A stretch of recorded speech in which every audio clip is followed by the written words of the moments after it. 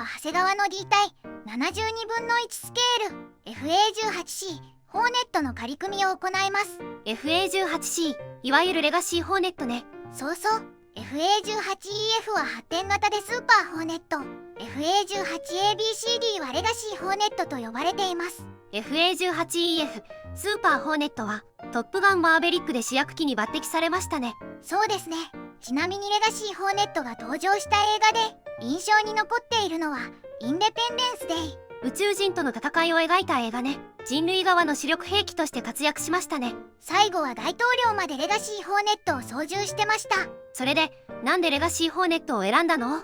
長谷川のレガシーホーネットは金型回収をしているらしく、その回収内容に興味がありましたので取り上げてみました。金型回収、別に珍しいことではないですよね。長谷川だと普通に行われているような。そうそう。よくあるパターンだと定期パネルの追加や操縦桿の追加なのかな。ふむふむ。このキットが最初に出たのは1980年。まだ F18 となってますね。どうやら量産タイプではない1号機を元にしてるみたい。長谷川の説明書によると1号機は1978年に完成とあるわね。しかも戦闘機型は F18 で攻撃機型は A18 とある。当初は分けられていたわけね。そしてこのキットがベースとなり1985年に A 型が出てくる。量産企業に細部を変更するために金型回収したりしてるんでしょうね。それはもちろんですが、なんと凸モールドをオーモールドにしてるみたい。凹凸変換、そんなことができるのですね。投稿者は金型に関する正しい知識は持ち合わせていないが、素人ってことですね。オーモールドの場合は金型に凸線を入れることになるのかなと。逆に凸モールドの場合は金型に溝を掘るってことね。この回収ができるのであれば回収してもらいたいキットはたくさんありますけども、他メーカーでもモールドの凹凸変換した事例ってあるの？イタレリの F15E がそうみたいね。イタレリでもあるわけね。イタレリもオーモールド化してもらいたいキットだらけです。それで今回は C 型ということで金型回収後ってことですね。金型回収されたものは当初 A 型として販売された1985年のことだったと思う。現在は C 型となっているのね。 A 型はブルーエンジェルス仕様として引き続き販売されていて、単座型は C 型となり複座型が D 型となって販売されている。なるほど。それでなんだけども、今回回収前のキットも入手できたのでそちらとの比較も行ってみたいと思います。それは興味深いですね。回収された部分を中心に比較していこうかと思うのだ。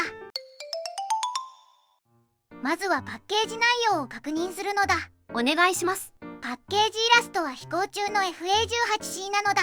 1998年11月となっています。では中身を開けていくのだ。グレーのランナーが5枚、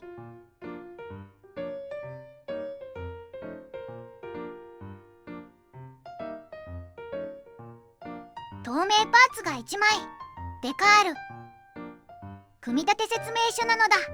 塗装図、マーキングは2種類。アメリカ海軍第195戦闘攻撃飛行隊ダムバスターズで1998年11月、アメリカ海兵隊第232海兵戦闘攻撃飛行隊レッドデビルズで1996年4月となる。なるほど。部品点数は98点。結構多めの部品点数ですね。それでは回収前のキットとの比較です。まずはランナー数を比較。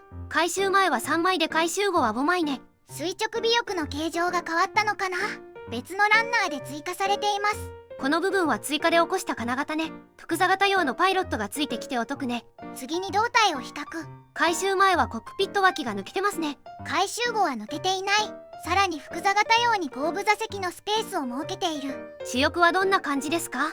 上面は凹凸以外だと前縁の形状が変わった。下面はパイロン用の穴が追加されている。なるほど。水平尾翼も少し形状が変わっている。切り欠きがなくなったのね。操縦席横の仮面パーツの形状が違いますね。回収後の方が大きいですね。回収後は細かいアンテナなどが追加されている。量産機の形状に対応したのね。さらに回収前はノーズコーンにアンテナがあるけども、回収後はパイロットに置き換わっている。ふむふむ。そして回収前は長谷川のロゴがあった部分は胴体のコックピット後方のパーツに置き換わっている。なるほどね。いろいろと追加もされているわけね。では長谷川の72分の1スケール FA18C ホーネットの仮組みを始めるのだ。最初に操縦席なのだ。ふむふむ。操縦席は全部で4パーツ。操縦席床に座席と操縦桿なのだ。結構シンプルですね。これとは別にケーキパネルもあります。ケーキパネルは後ほど胴体に接着となります。ケーキパネルはデカール表現で、サイドパネルにもデカールを貼り付けるのね。そうなのだ。パイロットもついてますね。パイロットフィギュアは右腕のみ別パーツ、2パーツ構成となっている。次はエンジンですね。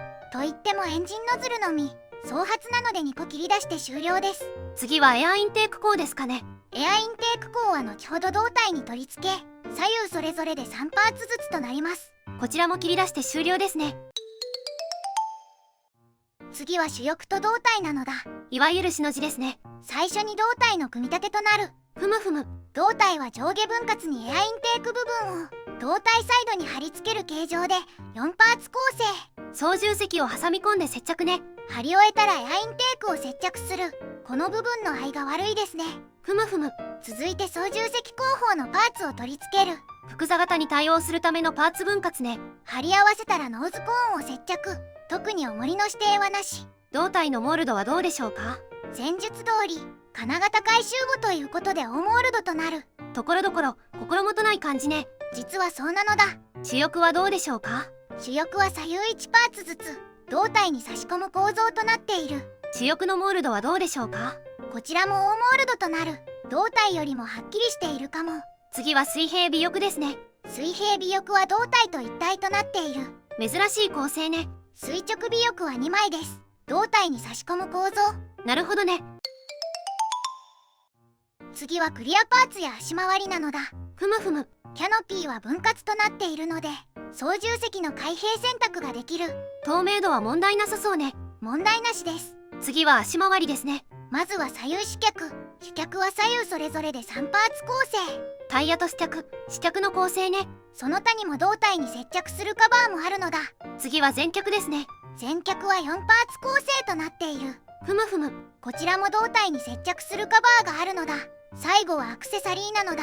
アクセサリーはそこそこありそうね。アクセサリーは左右翼端にサイドワインダーが取り付けられる。スパローは胴体に2発つけれますね。スパローの代わりにレーダー探知追跡装置と前方監視赤外線装置を取り付けることもできる。次は増装などね。増装は胴体のセンターと左右主翼付け根のパイロンに計3個吊り下げられる。その他はパイロンのみね。最後に総評なのだ。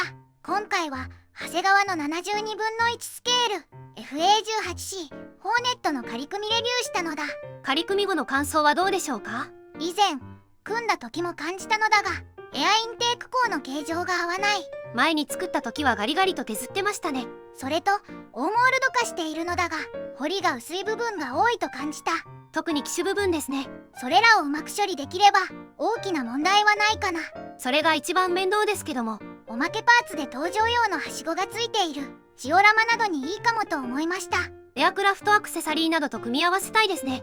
長谷川のキットは大モールド化してもらいたいキットばかり。国産の72分の1スケールでは他では出ていない機体が多いですからね。アカデミーが大モールド化してくれてるキットもありますけどね。ノーコメントで。ではでは動画を最後までご視聴していただきありがとうございますなのだ。チャンネル登録と高評価をお願いしますなのだ。次回以降も飛行機プラモデルのレビューを続けていくのだ。ではバイバイ。